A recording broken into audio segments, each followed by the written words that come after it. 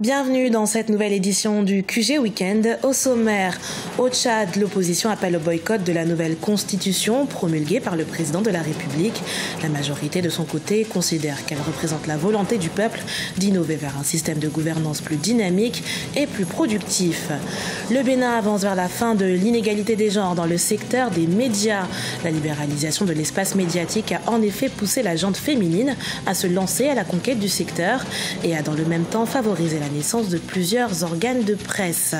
Et puis au Niger, une femme lutte contre la traite des personnes et le trafic illicite des migrants depuis 2013.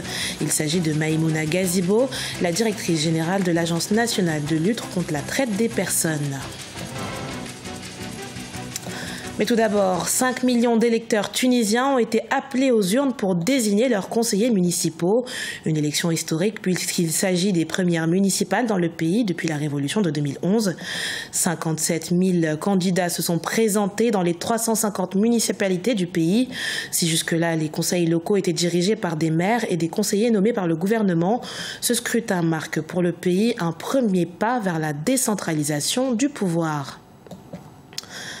Le Tchad est officiellement rentré dans la 4e République. Promulguée par le chef de l'État, Idriss Déby Itno, la nouvelle constitution reste controversée dans le pays.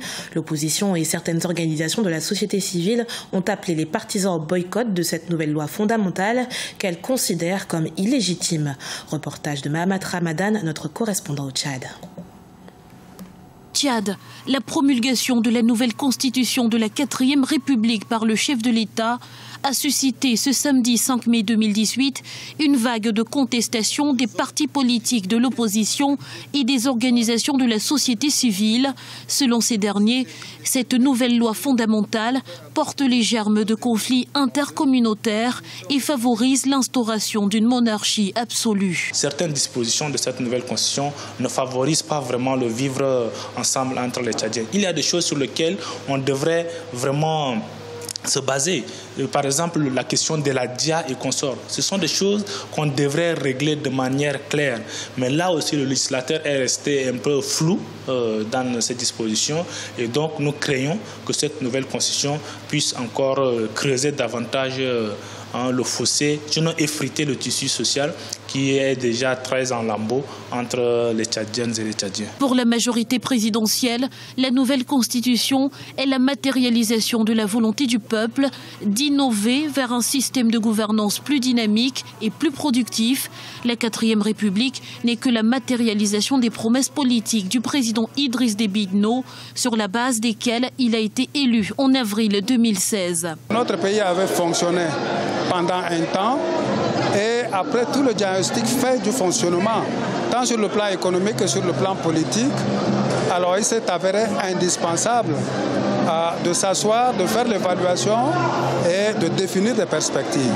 Eh bien, cette nouvelle ère dans laquelle nous sommes en train d'aller marque justement la définition de cette nouvelle perspective qui verra en tout cas sa mise en œuvre. Avec la promulgation de la nouvelle constitution, le Tchad passera d'un régime semi-présidentiel à un régime présidentiel intégral. Avec la suppression de la primature, le président de la République aura l'exclusivité du pouvoir exécutif et le pouvoir de dissoudre l'Assemblée nationale. C'était un reportage de Mahamat Ramadan, notre correspondant au Tchad, commenté par Gradiela Tchakounté. En Côte d'Ivoire, le RDR, Rassemblement des Républicains, a adopté les statuts du parti unifié avec les 5 autres formations politiques du RHDP, Rassemblement des Oufouettistes pour la démocratie et la paix. Des milliers de militants du parti du chef de l'État, Alassane Ouattara, se sont réunis à Abidjan ce samedi à l'occasion du 4e congrès extraordinaire. Le RDR appelle toutefois à l'organisation d'une primaire avant la présidentielle de 2020. Dans l'actualité également, au Bénin, les femmes se tournent de plus en plus vers les médias, un fait qui serait dû à la libéralisation de l'espace médiatique. Elle aurait favorisé la naissance de plusieurs organes de presse et suscité l'engouement des femmes pour le secteur. Reportage de notre correspondant au Bénin, Lefti Ounouf. Au Bénin, la gente féminine s'illustre de plus en plus dans les médias. La libéralisation de l'espace médiatique a favorisé la naissance de plusieurs organes de presse et suscité l'engouement des femmes pour le secteur. Dès lors, les médias béninois enregistrent davantage la présence de femmes journalistes. Elles se retrouvent à la radio, à la télévision ou dans la presse écrite, s'affichent à tous les niveaux de la chaîne de production et de diffusion de l'information et occupent des postes de responsabilité.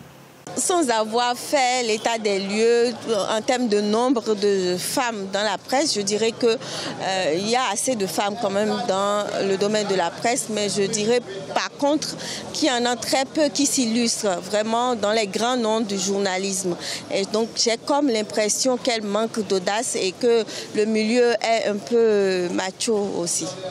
À l'instar des femmes journalistes en Afrique, les femmes journalistes béninoises sont confrontées à de nombreuses difficultés dans l'exercice de leurs fonctions. Contraintes familiales et professionnelles sont entre autres les problèmes des femmes dans le métier du journalisme. 20 années d'expérience professionnelle dans la presse, ce n'est pas rien. C'est vrai qu'on ne finit jamais d'apprendre, mais il y a une certaine expérience que j'ai capitalisée et que j'entends mettre au service de mon pays, le Bénin, au service des Béninois, en étant à des postes de responsabilité au niveau national et en ayant la capacité de peser un tant soit peu aux côtés des hommes dans les instances de prise de décision. Avant même d'aller à l'école de journalisme, c'était un jour de réussir à avoir une agence de communication. Une agence de communication, c'est facile à avoir. Mais quand je dis agence de communication, c'est africaine, pour montrer les vraies images de chez nous. Vous n'êtes pas sans savoir que les images extérieures que nous avons sur nos télévisions, il y a des lobbies culturels derrière. On est envahi par des images qui viennent de l'extérieur, qui dissouent notre culture. On ne montre pas nos vraies cultures et c'est un problème. On ne se développe pas sa culture. Selon de nombreux experts, les femmes journalistes représentent une infime partie du personnel du monde des médias au Bénin.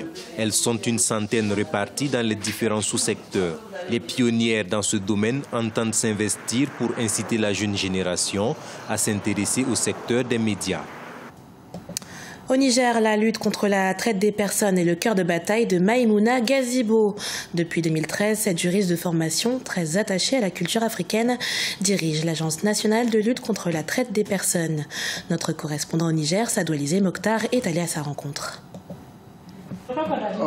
Leader et activiste, Maïmouna Gazibo fait depuis des années du respect des droits humains son cheval de bataille. Jeune femme battante, très attachée à la culture africaine, elle est la directrice générale de l'Agence nationale de lutte contre la traite des personnes et le trafic illicite des migrants depuis 2013. À cette date, l'agence n'existait que sur papier. Pendant des mois, Maïmouna Gazibo a cumulé les fonctions de planton, secrétaire, manœuvre et DG pour la même structure. C'est de là qu'a commencé une formidable aventure. Selon les observateurs, l'institution qu'elle dirige est aujourd'hui une référence sur le continent.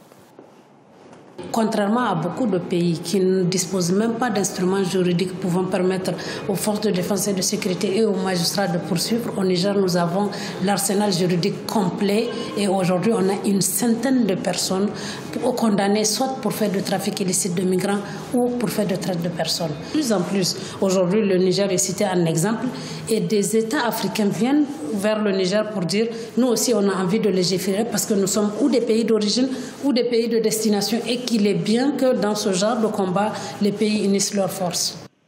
Catégorisé en 2010 comme pays non actif en matière de lutte contre la traite des personnes en raison de l'insuffisance d'instruments juridiques pour combattre les délinquants, le Niger est aujourd'hui l'un des pays de référence. Un résultat à mettre à l'actif de Maïmouna Gazibo, estiment plusieurs analystes.